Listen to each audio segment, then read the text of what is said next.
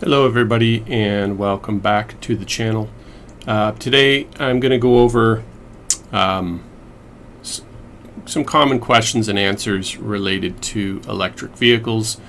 There will be a particular focus on Tesla Model 3, but most of the answers are fairly generic. Hopefully you'll get some value out of this discussion. But just before I get into that, as we know, the whole world has kind of gone crazy here, and just wanted to show here in Prince George in British Columbia in the north, largest city in the northern area of the province. And the other day I was shopping and it was just like empty. You know, you talk about the crowds and everything. Well, there really wasn't much of a crowd here. This is what it looked like in the store, and very few people. Play this little video clip here. I guess I can't, but anyway. So yeah, so based on all of that stuff going on with the pandemic, we got our little pandemic puppy, and so the kids are having a great time with the new addition to the family. So everybody say hello to Abby. So during a pandemic, it's really great that you don't have to fill up your car with gasoline when you have an electric vehicle. So I just want to point that out. That was really useful for this last number of weeks, just being able to have my Tesla Model 3 fully charged in my own garage using my Tesla charger, which I've talked about this whole charging situation in a previous video. So back in early March, myself, actually mostly a friend of mine, Doug, gave a talk at the Prince George Technology Group. I'm just showing the page here to that talk. He did a talk about electric vehicles, and the subject was,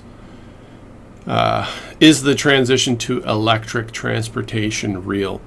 And Doug's had over 10 years of, basically working with electric vehicles up here in the cold northern climates of British Columbia and Prince George, and just a real treat. This talk was. It was a packed house. But one of the things that we had in this talk was afterwards there were some questions Q&A session. And so I just want to go through the slides in this video for anyone who's maybe considering getting an electric vehicle. And these are questions that came in before the presentation was given, and so we had some time to sort of prepare the answers. So 13 questions and answers, and this is Doug here on the left, and that's a picture of me on the right. So let's get started. So question number 1. So the range of an EV is short. I have to get it in Vancouver, and it will take me 2 days to get it up here. And up here is like Prince George, which is like over 800 kilometers away. You know, it's a good 9, 10, 11, 12-hour drive with a normal gasoline vehicle. So I have my reply here. I said this is not true, and basically I have a video down here. I have my YouTube link where I drove home from Vancouver on the same day. As a matter of fact, I left I think at around 1 p.m. and I arrived home at, I don't know, I think it was 11:30. But anyways, you can confirm in that video I have the exact experience documented there. And I talk about the different vehicles that are available that you can get in 2020. So, you know, a Nissan Leaf Plus has 363 kilometers range in a single charge. Porsche Taycan, 400 kilometers of range, and actually real life range is even more than that. So you can even, you know, drive in some serious luxury style. The Hyundai Kona has 415 kilometers of range. Chevy Bolt, 416. Tesla Model 3, which is what I have, has 518. Tesla Model S, latest one this year, has 600 kilometers of range. I think that's the highest range electric vehicle you can get as of the creation of this video. So essentially that's my answer. There's a lot of options out there, so it doesn't take multiple days necessarily, unless you have like one of those small smart cars that have like really small range. You should be able to make it in a day, but if you have like really small range, then it'll take you more time to charge, which is true. So question number 2, can I plug my car into a 110 volt standard outlet? And the answer is, I say generally yes. Basically all these EVs you can plug into a normal 110 volt standard outlet, but it takes a long time to charge. That's the bottom line.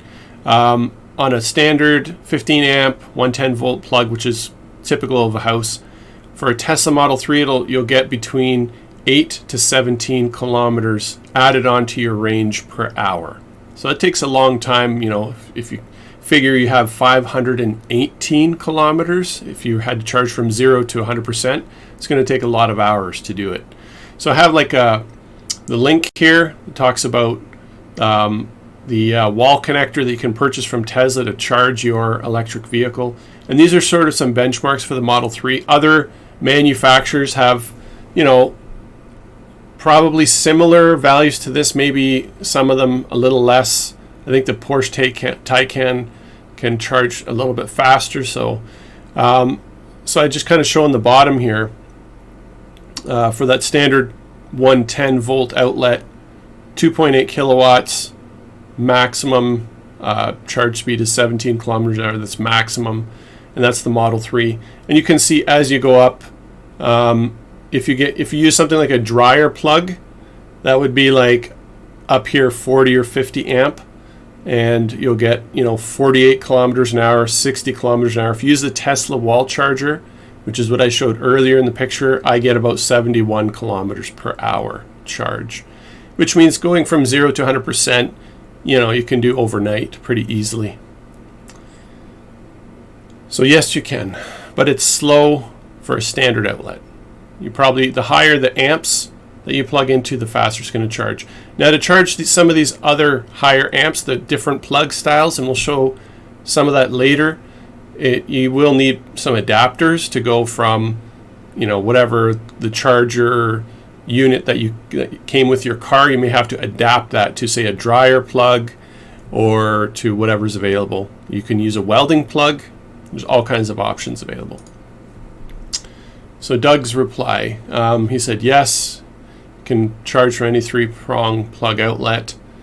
Pretty much said the same thing. It's the slowest rate of charge. It's called level 1. So level 1 is your standard, plug it into the normal house outlet. Level 2 is higher amps, and that would be like that Tesla wall charger. And then level 3 is like a DC fast charger, which is Tesla supercharger or BC Hydro's fast chargers that they have in the province here. Okay, so let's move on. Question number 3. If I am in a jam, how does the electric vehicle get started with dead batteries? So I guess the answer is it depends. So an electric vehicle normally has a 12 volt battery.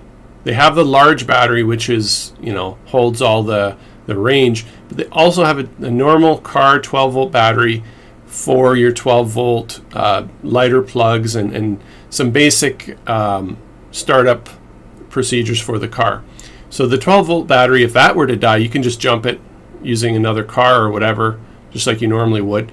If your large battery, the one that has all the range, dies, that 400 to 800 volt battery, which is typical for most EVs, it's not easy to charge that. It would be like running out of gas, and you probably would have to get towed, but the good news is, whereas with a gas vehicle you would have to get towed to a gas station, with your electric vehicle you could get away with getting like towed or even pushing the car, or getting someone to just use a tow rope and pull it to the closest house and maybe plug in to 110 volt outlet and charge for a number of hours till you have enough charge to get to the next charging station.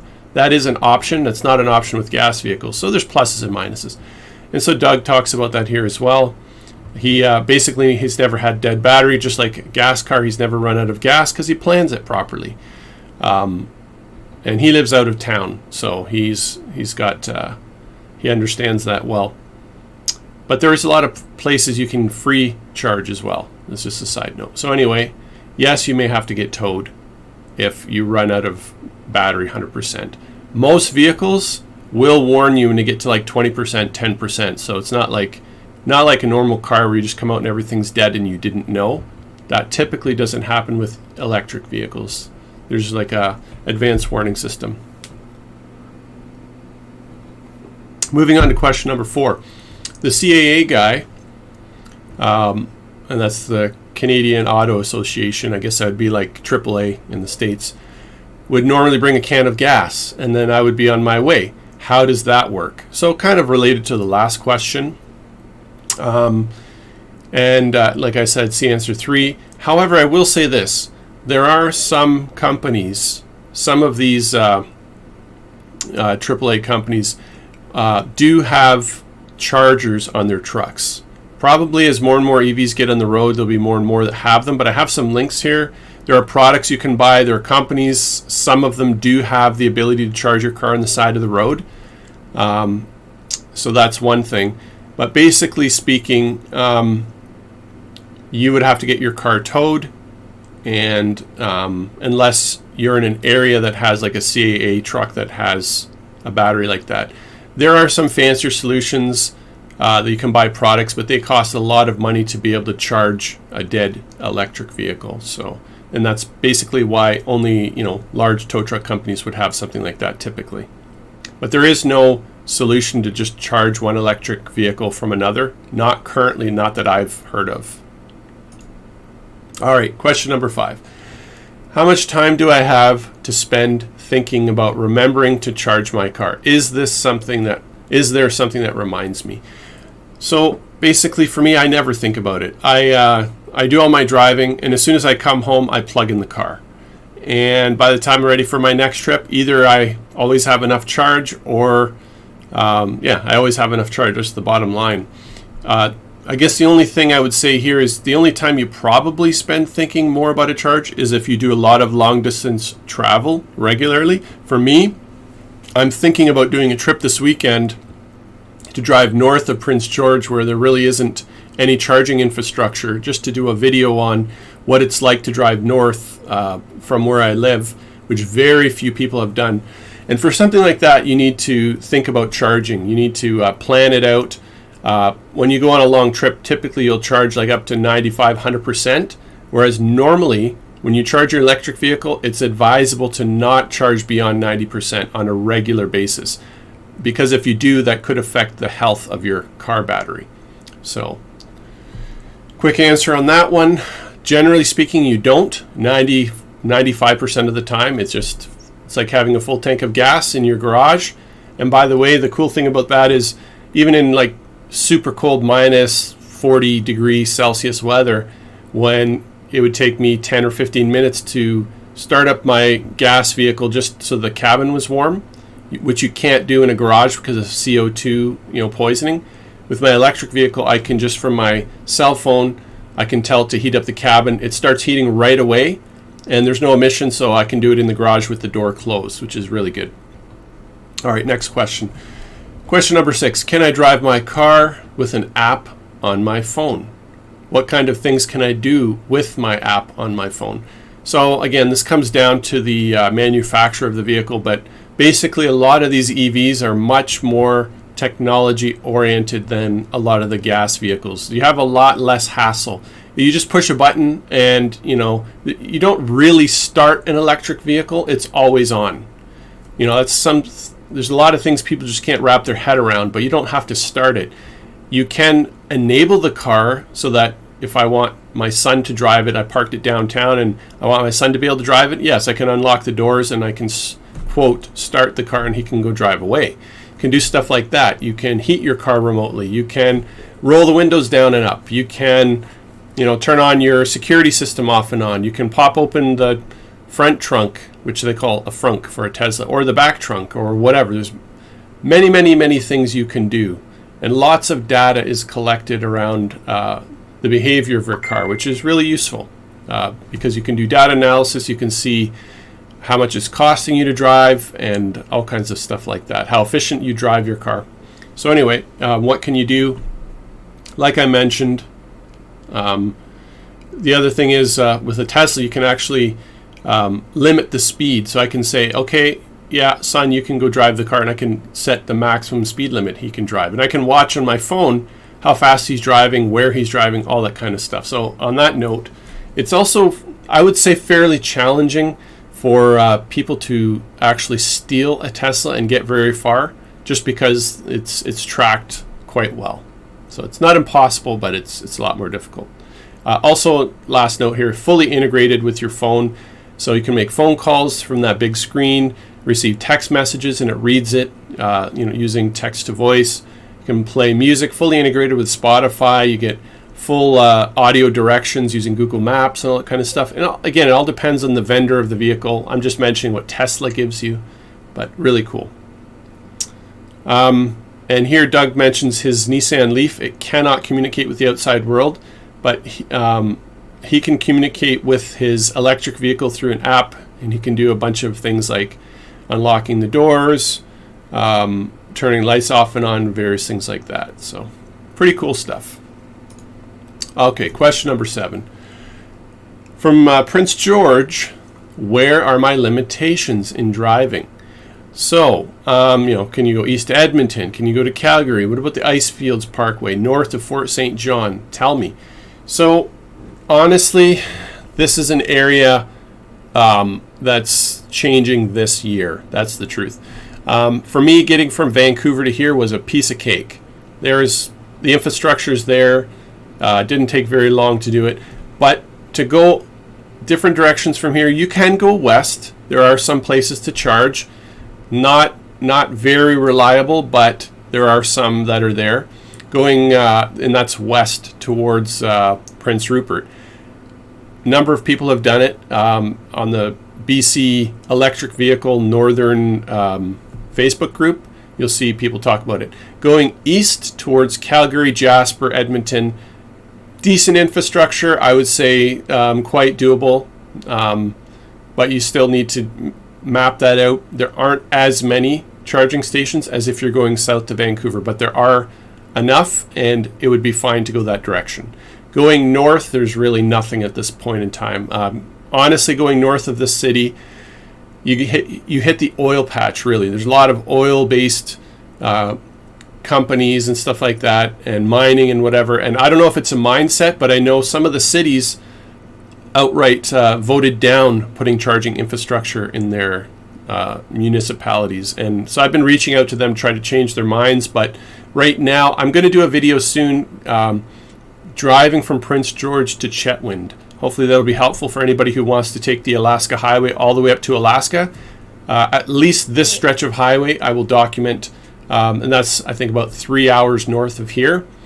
And Chetwynd is a city, the next major city after Prince George, and there's no charging infrastructure there. Nothing exists today.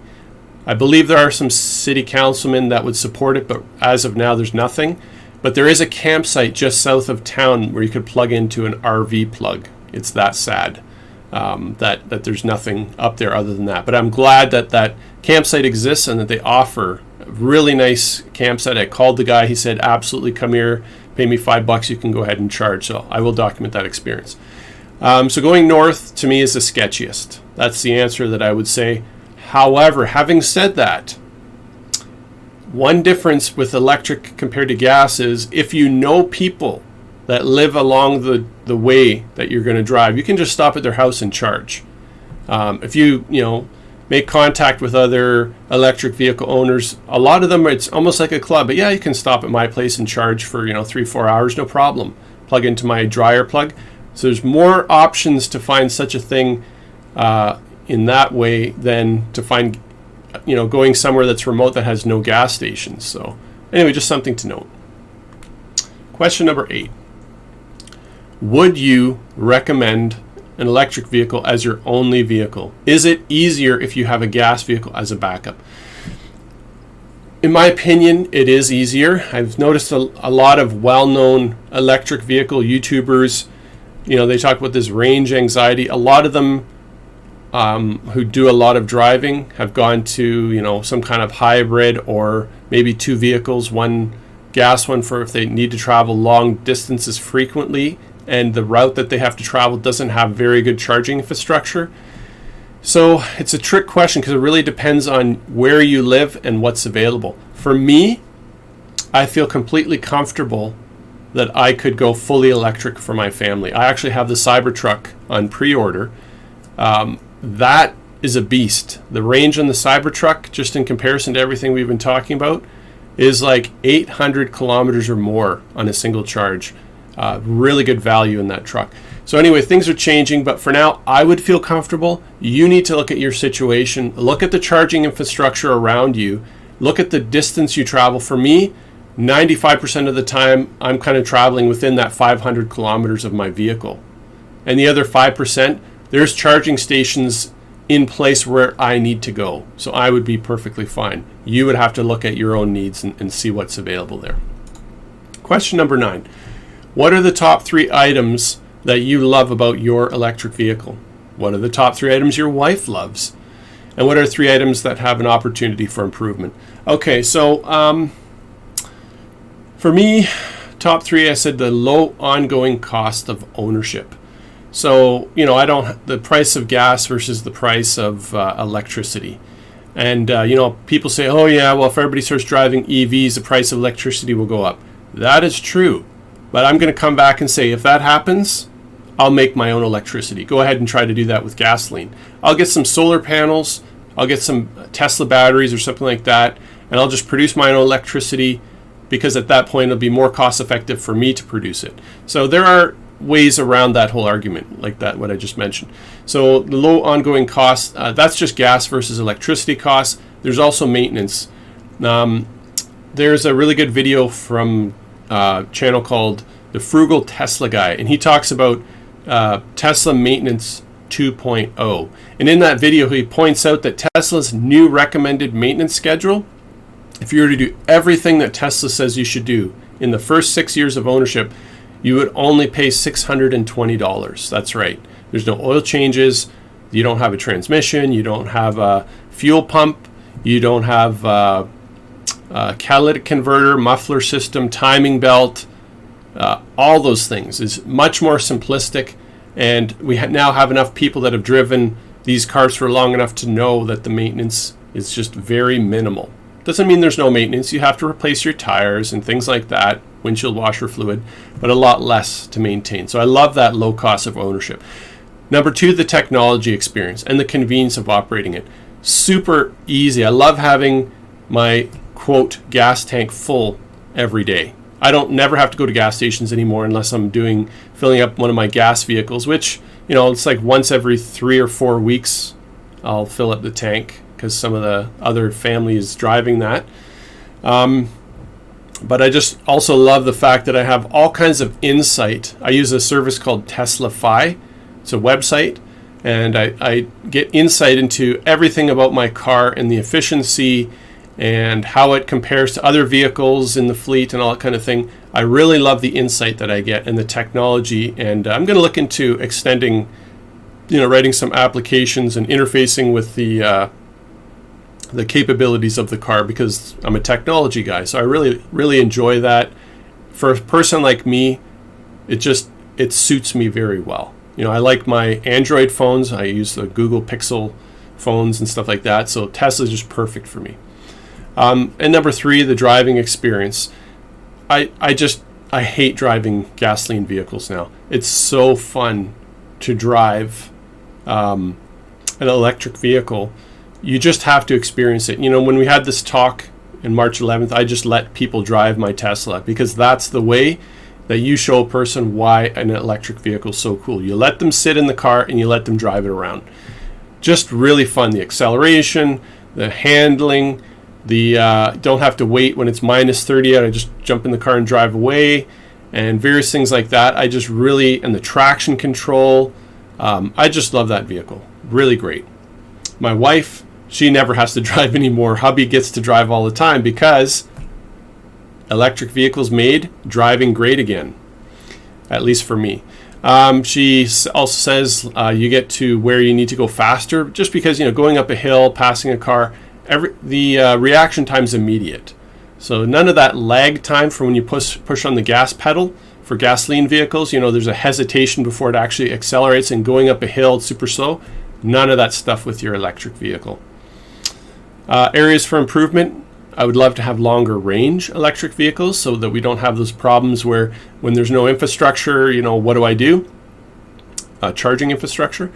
A lower price. They are more expensive than gas vehicles, but that is changing very quickly. Every year the price of those batteries are coming down, and I think we're right at the cusp at a huge change. A lot more people will be buying them. I think in Norway, something like 60-something% of all vehicle purchases are now electric vehicles, so changes here. And then faster charging. That's, charging times have been improving, and I think we'll just keep seeing more of that. Doug's reply here, spending 80% less in fuel, less hassle fueling. You don't have to go to the gas station, less frequent visits to service, great performance, spend less on maintenance. You don't have to add chemicals, all that transmission fluid, oil, and everything dripping all over the road. A lot less when it comes to electric vehicles. Maybe it's not 100% zero, but pretty close to zero. All right. Question number 10. Can any mechanic work on an EV? Are they proprietary? Only the dealer can fix it. This would be bad for mechanics with private shops. So there's some truth to this, and it depends on the brand. Obviously, a lot of the big autos, Hyundai, Nissan, Ford is now coming out with the Ford Mach-E, their SUV. They're coming out with F-150s that are electric. Volkswagen's going big into it. GM's starting to get big into it. So obviously all those repair shops will get trained up on fixing it. Tesla's a little bit different. Right now, if you don't have a service center near you, they will pay, at least in the warranty period, to get your car towed to their service center, and they'll work on it and do the stuff that's under warranty. So yes, they are proprietary, but there are places like, I have this link here, the Electrified Garage. This is an aftermarket shop somewhere in the US, and they just basically tore apart a bunch of electric vehicles to learn how they work, and now they offer the service of doing repairs. Primarily their clients would be people that are out of their maintenance, no longer or out of their warranty period, and they're a lot cheaper to fix the vehicle than Tesla usually. So I would say it's an emerging market, but right now there aren't a lot of people. That's true. Simple repairs though, like fixing a broken windshield, chipped windshield, changing your tires, stuff like that. Even body work. A lot of times you can just use your typical shops. They usually call Tesla and find out what special thing has to happen and go from there. All right, which businesses would benefit the most from having a charger? So what is this question talking about? Well, there's a lot of these public charging stations. BC Hydro's been putting them all over the province. Ministry of Transportation's putting them out there. But one thing I mentioned here, I have this link from Tesla. Tesla offers free chargers. And like the ones I showed at the beginning of this video, those wall chargers, they offer them for free for qualifying destinations. Typically like a hotel, places like that, or some restaurants. If you reach out to Tesla, they'll send it to you and you install it and you offer it as like a service. You can maybe charge some money or whatever, say only customers are allowed to use it, and people can charge and then go into your business and buy stuff. They're going to be there for a number of hours, probably at least an hour. So what better place? They're going to look on the map. They're going to see, hey, Bob's Burgers has a charging station. I'm going to stop there and I'm going to stay there for an hour. So kind of helps you get on the map, gets you more business, hotels, anything that provides entertainment. A lot of cities are installing these public charging stations at their visitor center so that you could, learn about the town. You're going to be there for a while, and it helps out tourism for that town. Like I've said to other people, other communities, if you had a charger in your community, I would never in my life have stopped there, but If you had a charging station, now I would stop there and probably spend some of my money and get to know your town. And I'd probably stop there regularly because you have a charging station. So something to think about. Question number 12. Will one charger work for all vehicles? Or is this now going to be a race to find out what charger fits my vehicle? So, good question. There are really two main options in North America. This first picture here is, okay, this is actually a slower charger. It's called the J1772. And this is, I guess, your level 2 charger. Public level 2 charging. So you get, anywhere from 40 to 60 or 70 kilometers an hour with these. And that is a standard. Pretty much most, I think all electric vehicles support this with maybe an adapter you have to use. Tesla comes with the adapter. So, and I know the Nissan, I believe, has an adapter for this and a lot of the others. Now, if you want to do fast charging, level 3, those DC fast chargers, there's two main standards. The CCS standard and CHAdeMO. And I'll click onto the next page in just a second to show what those look like. And CCS is used all over Europe. I believe the Teslas that are sold in Europe now come standard with CCS. CHAdeMO is another standard. I think the Nissan Leaf uses CHAdeMO. And then number 3 is Tesla. That's not a standard, but it's Tesla's proprietary charger. Now let's look at the next page here. So we can see this over here is CCS, this over here is CHAdeMO.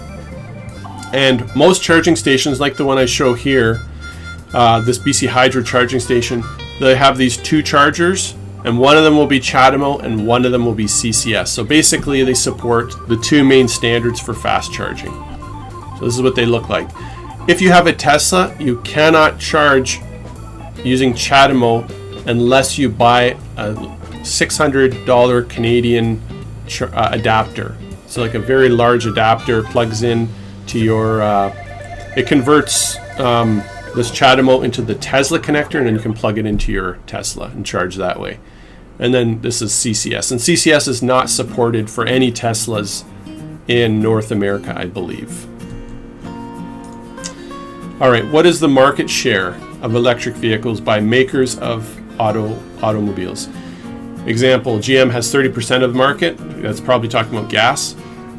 So I took this Wikipedia one. So Canada and France, in 2019, electric vehicles account for 2.6% of all vehicle sales.